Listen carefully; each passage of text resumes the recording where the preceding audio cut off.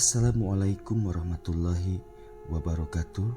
Salam sejahtera buat sahabat Kang Asep semua dimanapun berada.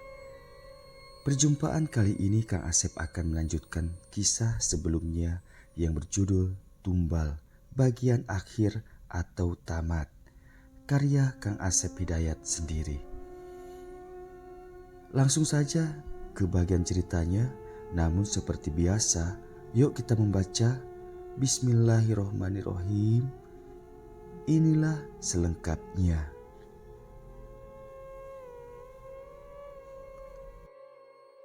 Suatu malam di sebuah desa transmigrasi, terasa sangat sepi. Langit terlihat hitam karena sang rembulan tidak menampakkan diri. Demikian pula dengan bintang-bintang, mereka bersembunyi entah di mana. Mungkin karena malam itu tengah hujan, walau tidaklah deras. Para warga memilih berdiam diri di dalam rumah masing-masing, walau saat itu baru jam 8 malam. Ponirah yang tengah hamil besar, bahkan tinggal menunggu saat melahirkan saja, ia merebahkan diri di ruang keluarga, berkumpul dengan ketujuh anaknya. Ia terlihat gelisah karena memikirkan suaminya yang belum pulang dari Jawa. Tentunya pada masa itu sangat sulit berkomunikasi karena tidak seperti pada masa saat ini yang sudah bermacam alat komunikasi. "Mak, Bapak kok belum pulang juga ya? Emangnya Bapak pergi ke Jawa mau ngapain, Mak?" Tanya Ipul, anak laki-lakinya yang keenam yang saat itu berusia 7 tahun. "Iya nak, Mama juga ndak tahu kapan Bapak pulang. Bapak ke Jawa mau jual sawah kita yang di sana," jawab Ponirah berbohong. "Mak, nanti kalau Bapak pulang belikan Ipul sepeda ya Mak," ucap Ipul lagi. "Iya, nanti Bapak yang belikan, asal Ibu jangan nakal ya." Mendengar ucapan sang ibu, Ipul terlihat sangat senang. Lalu ia tertidur dengan lelap. Demikian pula dengan anak-anaknya yang lain. Di saat semua anak-anaknya tertidur, tentunya suasana terasa begitu sunyi. Ponirah semakin resah. Di saat itulah samar ia mendengar suara bisikan di telinganya. "Kamu harus jaga anak yang ada di dalam kandunganmu. Dia milikku." Mendengar suara bisikan itu, sontak membuat Ponirah terkejut. Seketika ia membuka kedua matanya. Ia palingkan muka ke kanan dan ke kiri. Namun tidak ada sesiapapun di sana kecuali anak-anaknya yang saat itu tengah tidur pulas. Seketika bulu kuduknya meremang. Ponirah terus beristighfar. Belum lagi hilang rasa terkejutnya, tiba-tiba saja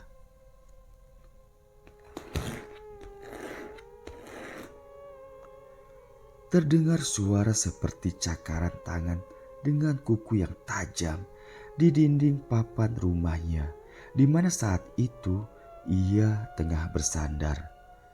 Tentu saja Ponirah terkejut, bahkan terjingkat dari tempat duduknya, menjauhi dinding itu. Ponirah sangat ketakutan, tubuhnya gemetaran. Suara garukan pada dinding tak terdengar lagi, namun berganti dengan suara-suara langkah berat di luar sana, seakan banyak orang tengah berjalan mengelilingi rumahnya. Belum lagi suara-suara geraman dan tangis bayi. Kali ini Ponirah mulai menangis, walau tidaklah sampai bersuara. "Bapak, kenapa tega menumbalkan aku?" terdengar suara anak kecil berteriak dan menangis dari luar rumah, dan suara itu terus berulang. Tubuh Ponira semakin gemetaran antara rasa takut yang teramat sangat dengan rasa iba mendengar suara teriakan dan tangisan anak kecil itu yang entah suara anak siapa.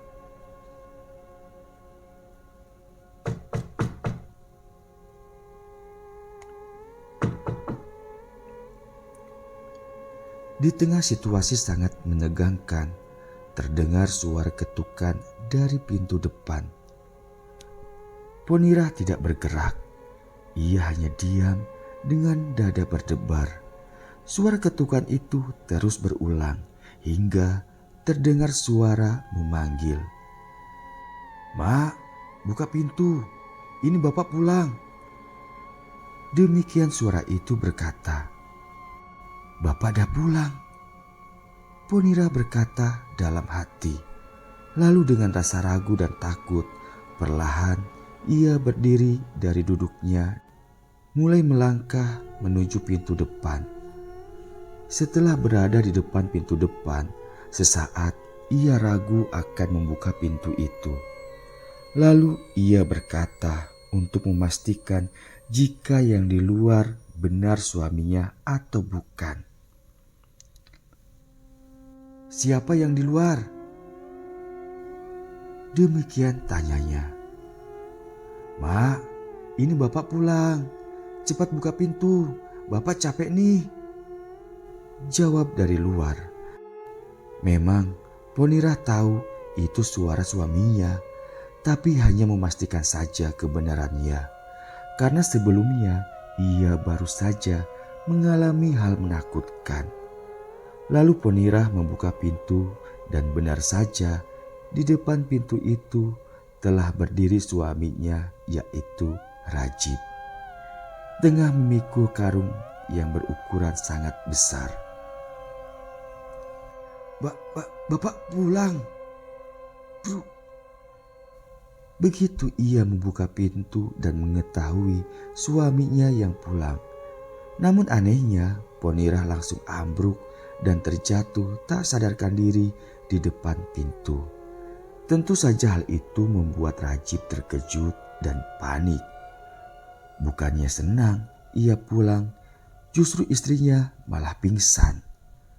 Rajib langsung masuk ke dalam rumah, menurunkan karung, lalu memangku tubuh istrinya dan membaringkan di ruang keluarga. Lalu Rajib menutup pintu kembali rumahnya. Di saat itulah, tanpa sengaja, Rajib memandang ke arah luar pintu rumah. Astagfirullah. Rajib beristighfar karena ia sangat terkejut. Di luar, tepat di depan pintu rumahnya, ia melihat sosok tinggi besar dan hitam, tengah berdiri menatap ke arahnya. Sosok itu menggeram pelan. Mulutnya menyeringai, memamerkan gigi taring yang panjang. Dengan cepat, Rajib menutup pintu dan mengunci. Pagi yang cerah, secerah raut wajah Rajib. Pagi itu Rajib terlihat sangat senang. Karena ketika subuh hari ia terbangun dari tidurnya, langsung mengecek isi karung yang ia dapatkan dari Aki Odeng. Ternyata isi karung itu sudah berubah semua, yakni dari bentuk dedaunan kering menjadi uang. Rajib masih diam, tidak memberitahukan kepada istrinya apalagi kepada anak-anaknya jika ia pulang membawa uang sekarung besar. Pagi itu pula Ponira telah sadar dari pingsannya.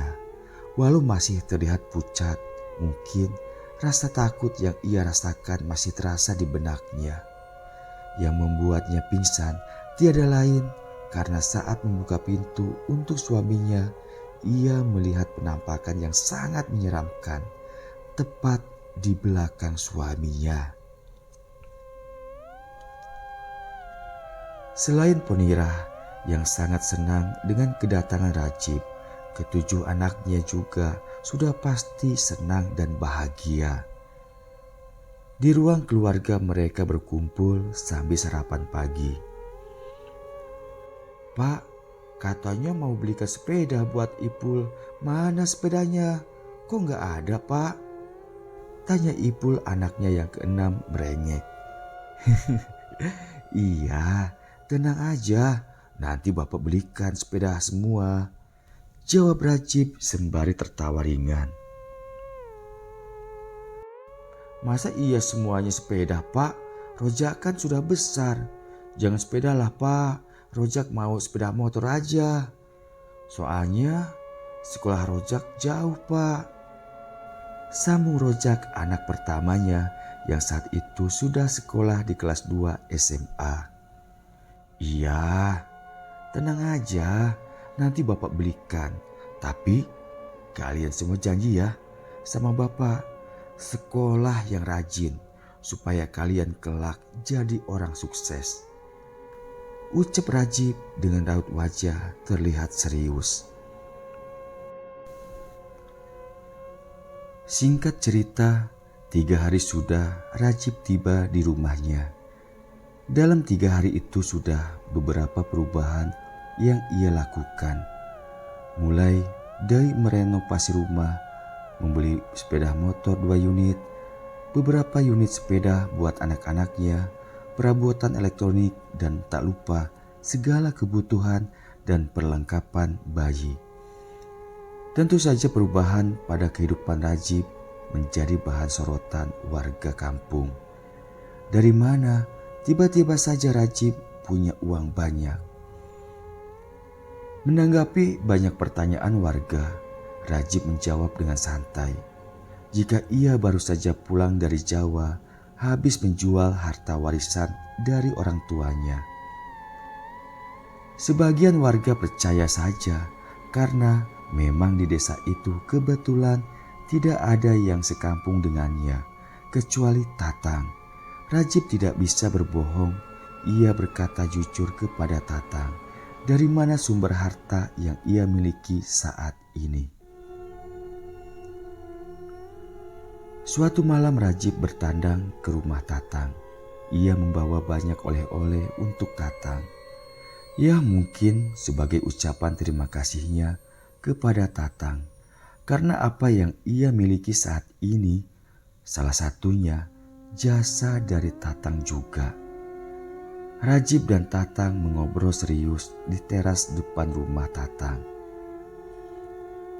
"Tang, aku mengucapkan banyak terima kasih ya atas bantuannya," ucap Rajib mengawali obrolan. "Ah, terima kasih untuk apa, Jib?" jawab Tatang pula. "Karena ini juga atas jasamu yang sudah memberikan petunjuk dan alamatnya," jawab Rajib lagi. Mendengar ucapan Rajib, Tatang hanya tersenyum kecut. Lalu ia berkata dengan pelan kepada Rajib,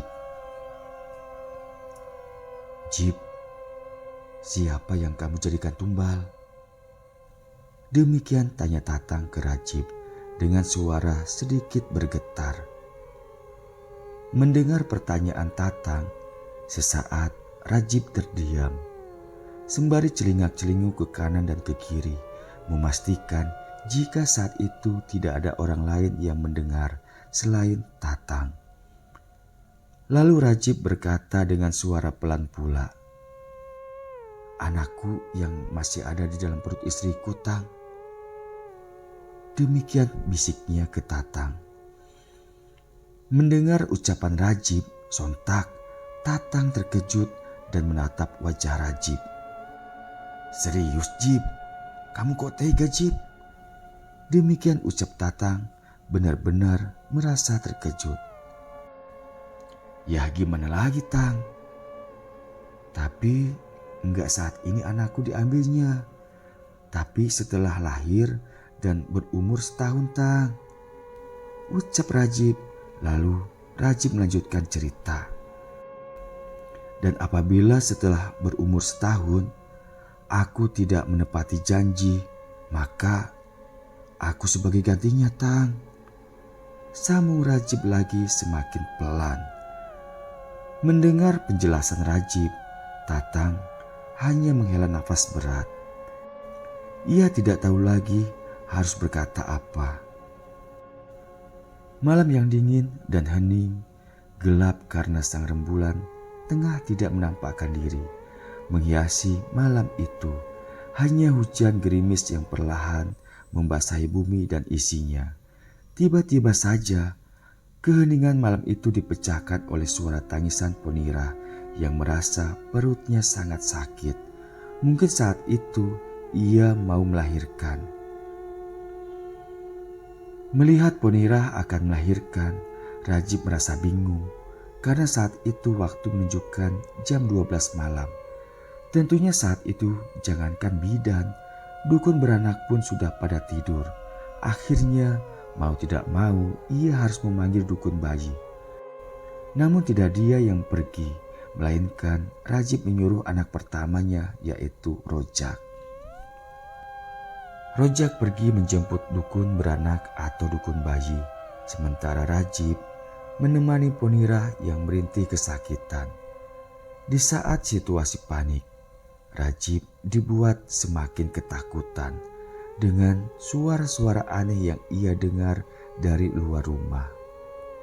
Rajib mendengar bermacam suara, suara geraman, suara tawa ngikik, suara ringkih kuda, sedang di daerah tersebut tidak pernah ada kuda walau satu ekor. Bahkan suara memanggil nama dirinya. Rajib, Rajib. Rajib sangat terkejut mendengar namanya dipanggil oleh seseorang dari luar rumah. Namun yang membuatnya terkejut bukan karena namanya dipanggil, tapi suara seseorang yang memanggil namanya itu. Yah, ia seperti tak asing dengan suara itu. Dalam takut ia mengingat suara siapa gerangan. Sesaat kemudian, raut wajah Rajib menegang dan pucat pasi. Karena ia benar-benar telah mengingatnya. Itulah suara Aki Odeng.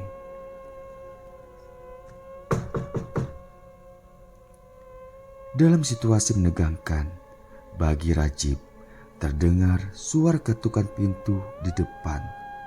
Tentu saja Rajib tidak berani langsung membukanya. Hingga kembali suara ketukan itu terdengar beruntun. Rajib beranjak melangkah mendekati pintu itu. Dengan tergagap ia bertanya, Siapa di luar?" Demikian tanya Rajib. "Aku, Pak, Rojak, cepat buka, Pak," jawab seseorang dari luar, dan ternyata itu Rojak, anak pertamanya yang tadi ia suruh untuk menjemput dukun bayi. Rajib menghela nafas lega, lalu ia membuka pintu dengan segera. "Lama betul buka pintunya, Pak. Kami ketakutan, Pak. Kami diikuti makhluk seram," ucap Rojak dengan napas tersengal-sengal. Jika ia bersama mbah dukun bayi itu di perjalanan menuju rumah diikuti makhluk hitam dan menyeramkan hingga di depan rumah. Singkat cerita, malam itu anak ke-8 Rajib dan Ponira lahir dengan sehat dan selamat. Bayi mungil berjenis kelamin perempuan. Ponira sangat senang. Demikian pula dengan Rajib. Namun di balik rasa senang dan bahagianya Rajib terselip rasa sedih dan takut. Karena jelas setahun mendatang ia harus menyerahkan putri satu-satunya itu ke jin pesugihan. Anak Rajib menjadi 8 orang, namun anak perempuannya hanya 1, yaitu bayi yang baru saja lahir. Hari berganti hari, bulan berganti bulan. Demikian terus berjalan sebagaimana mestinya. Kehidupan keluarga Rajib dari segi ekonomi terlihat semakin meningkat secara pesat. Rajib dapat dikatakan jadi orang paling kaya di desa itu. Selain kebun sawit yang luas, ia juga memiliki usaha lain seperti toko sembako di beberapa tempat. Dengan demikian jelas, tidak pernah lagi ia merasa kekurangan masalah kebutuhan hidup. Namun semua itu apakah sudah menjamin Rajib bahagia? Ternyata harta yang melimpah tidaklah membuat Rajib bahagia. Dan ketidakbahagiaannya itu hanya ia sendiri yang tahu. Rajib merahasiakannya. Hingga saat itu tidak seorang tahu dari mana ia mendapatkan hartanya. Walau beberapa kali sempat istrinya bertanya. Setiap Rajib memandang wajah putrinya yang semakin hari semakin terlihat lucu dan cantik, ia selalu menangis. Tentunya ia berusaha agar kesedihan serta tangisnya tidak terlihat oleh Ponirah. Sebenarnya akhir-akhir ini semakin kuat rasa curiga Ponirah terhadap Rajib, dan pasti akan ada sesuatu hal yang buruk. Karena ia sering melihat kelebatan-kelebatan tak jelas di rumahnya. Bahkan pernah juga ia melihat sosok menakutkan tengah menimang bayinya di saat terjaga tengah malam. Dan banyak lagi hal ganjil terjadi selama setahun terakhir. Namun setiap ia sampaikan kepada Rajib, selalu saja suaminya itu mengelak dan berkata jika semua itu hanyalah halusinasi. Suatu sore yang tenang selepas ba'da asar, Rajib pamitan ke istrinya jika ia hendak main ke rumah Tatang sahabatnya itu. Setibanya di depan rumah Tatang, kebetulan saat itu Tatang tengah berada di rumahnya. Rajib dan Tatang duduk santai mengobrol di teras depan. "Ada apa Jib kemari? Tumben biasanya sibuk terus?" tanya Tatang membuka obrolan. "Iya Tang, aku memang sibuk terus. Ya biasalah, urusin usahaku. Oh ya Tang, aku mau cerita sama kamu." Demikian jawab Rajib ke Tatang. Namun ucapannya terhenti. Terlihat raut wajahnya berubah menjadi muram. Bahkan kedua matanya berkaca-kaca. Tentu saja hal itu membuat Tatang merasa heran dan bertanya lagi. "Hei, kamu kenapa kok sedih? Ada masalah apa Jib?" tanya Tatang sembari menepuk pelan bahu kanan Rajib. "Ayolah, kita ngobrolnya di dalam saja, tak enak nanti dilihat orang," sambung Tatang sembari beranjak berdiri dan melangkah masuk ke dalam rumah. Setelah masuk, Tatang mempersilahkan duduk di ruang tamu dan melanjutkan mengobrol. "Ada apa dengan kamu Jib? Kelihatannya kamu sedih kali." Kembali Tatang bertanya, mengawali obrolan. "Begini Tang, 3 hari lagi anak perempuanku genap setahun, dan kamu tahu kan maksudnya." Demikian ucap Rajib pelan, dan kali ini Rajib tak dapat membendung air matanya. Butiran bening menetes dan mengalir di pipinya. Mendengar ucapan Rajib, Tatang sangat terkejut, lalu ia berkata, "Astagfirullah, iya juga Jib. Tak terasa waktu berlalu ya." Ucap Tatang pelan, namun jelas terdengar ada kecemasan dari nada suaranya. Karena tentunya Tatang sangat mengetahui dan memahami arti genap setahun umur anaknya Rajib. "Lalu bagaimana Jib?" sambung Tatang lagi bertanya. "Tang, Aku tak sanggup dan tak rela rasanya menyerahkan anakku ke para jin itu. Biarlah aku yang menggantikannya, jawab Rajib dengan pasti. Namun air matanya terlihat semakin deras mengalir. Mendengar jawaban dari Rajib, Tatang terlihat terkejut dan berkata, "Yang serius kamu, Jib? Lalu bagaimana dengan anak-anakmu yang lain? Mereka masih kecil-kecil." Demikian ucap Tatang. "Tang, aku ini sudah tua. Mungkin umurku tidak akan lama lagi di dunia ini. Tapi anakku, dia masih panjang masa depannya. Biarlah dia melanjutkan hidupnya dengan bahagia. Dengan harta yang ada, aku yakin istriku bisa membesarkan anak-anakku dengan baik." Demikian ucap Rajib dengan penuh keyakinan. Tapi bagaimana caranya untuk menggantikannya agar aku saja yang mereka ambil? Jangan anakku, Tang. Aku tidak tahu caranya. Sambung Rajib lagi semakin pilu. Sejenak Tatang tertunduk dan terdiam. Lalu Tatang kembali berbicara. "Begini saja, Jib. Pertama, kamu harus bicarakan hal ini kepada istrimu. Lalu kamu pergi ke rumah temanku, dia seorang ustadz. Titipkan anak-anakmu itu sama ustadz untuk sementara. Aku yakin ustadz itu bisa melindungi anakmu, namun tidak untukmu." Demikian ujar Tatang memberi solusi. Singkat cerita, siang itu dengan menggunakan mobil pribadinya Rajib memboyong anak-anak dan istrinya pergi ke rumah seorang ustadz temannya Tatang.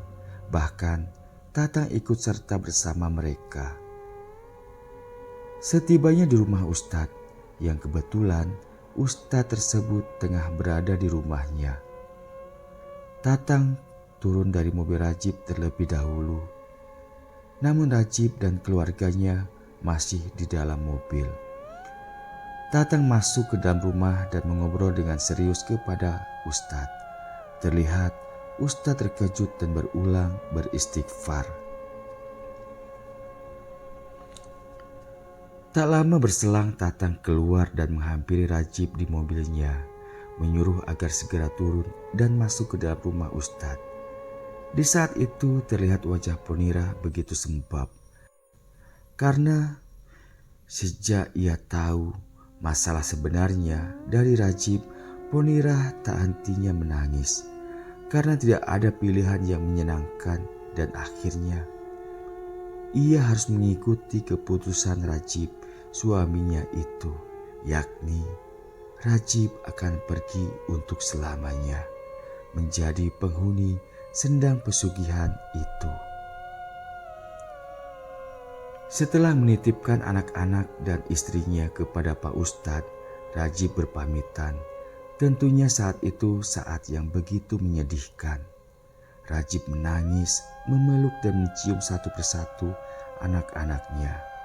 Walau saat itu semua anaknya belum ada yang mengerti dengan pasti apa sebenarnya yang terjadi.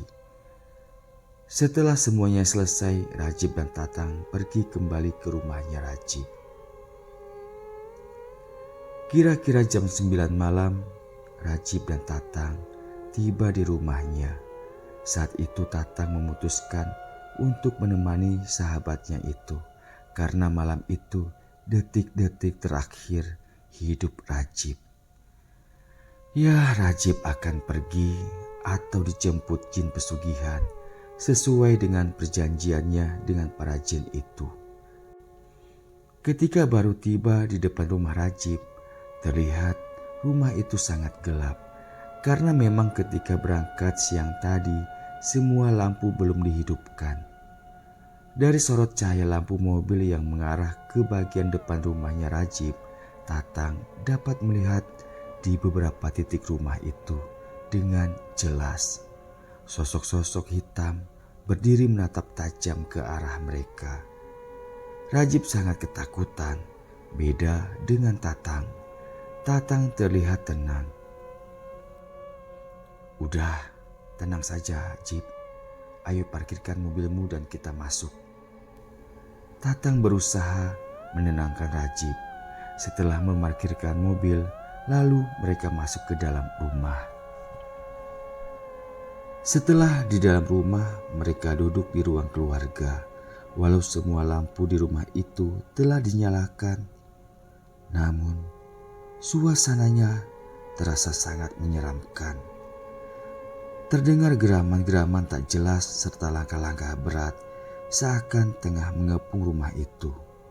Berulang Tatang melirik ke jam dinding yang menempel di atas TV di ruang keluarga itu. Saat itu waktu menunjukkan jam setengah 12 malam. Tatang beringsut dari tempat duduknya, menghadap ke Rajib yang gemetaran serta air matanya tak henti mengalir. Lalu Tatang berbicara dengan pelan. "Jib, sebentar lagi saatnya mereka datang untuk menjemput anakmu. Namun kamu telah mengingkari perjanjian itu. Jadi kamu harus siap dengan apa yang akan terjadi padamu ya. Jangan pernah kamu jawab apapun dari mereka. Karena mereka itu licik. Mereka akan berusaha menarik kamu dan keturunanmu. Maka dari itu, apapun yang terjadi, kamu harus diam dan terima. Urusan selanjutnya biar aku yang urus. Jangan khawatir, tidak lama lagi aku juga akan menyusulmu ke sana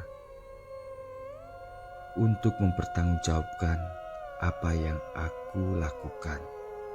Karena aku sudah terikat perjanjian juga dengan mereka." Demikian ucap Tatang panjang lebar.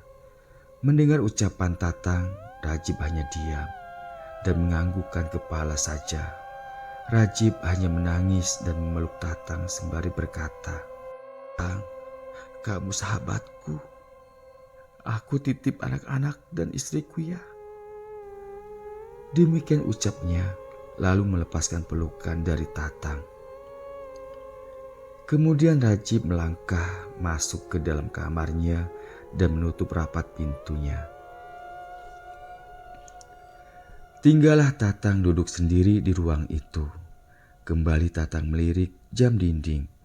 Waktu menunjukkan tepat jam 12 malam. Raut wajah Tatang terlihat tegang. Tiba-tiba saja, kriek, duar. Laksana terjadi gempa bumi serta rumah itu bergoncang hebat.